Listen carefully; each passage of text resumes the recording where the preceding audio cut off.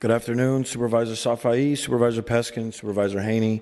Thank you for taking the time to meet with us today. My name is Tony DeLorio, Vice President of Teamsters Local 665 here in San Francisco. What we have witnessed in the last 2.5 years from the SFMTA off-street parking division is a calculated attack on our members.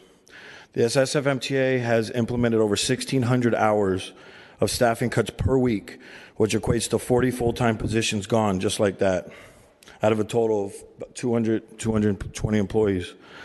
And they have made it clear that the cuts will continue. The majority of our members, mostly of minority descent, are also majority are San Francisco residents. A few years ago, the city approved the $30 million park equipment upgrade at all SFMTA locations. Did we expect some staffing cuts with the result of this implementation? Sure. However, we did not expect the cuts to be of this magnitude. We attempted to have prior meetings with the department to see what we could do to prevent these job losses.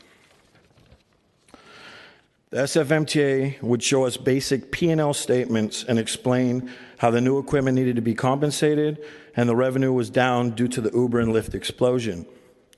However, in looking at these numbers, it appeared that revenue was actually increasing from the original hit in years past, and the net was only affected by the increase in expenses. After doing some more digging, we found out that for one reason or another, many invoices from the park's equipment installation were being filtered through the operational expenses, thus turning these statements upside down. I think that it's unfair that capital expenses are being commingled into the operational expense budget and driving these numbers through the roof. We're not talking about a few bucks. We're talking about $70,000, $80,000, $90,000 bills at one time being passed through the parking operator to be paid and paid back, which is a capital expense and an operational expense. So when you look at the P&L statement, of course expenses are high. And who suffers the loss? Everybody in here.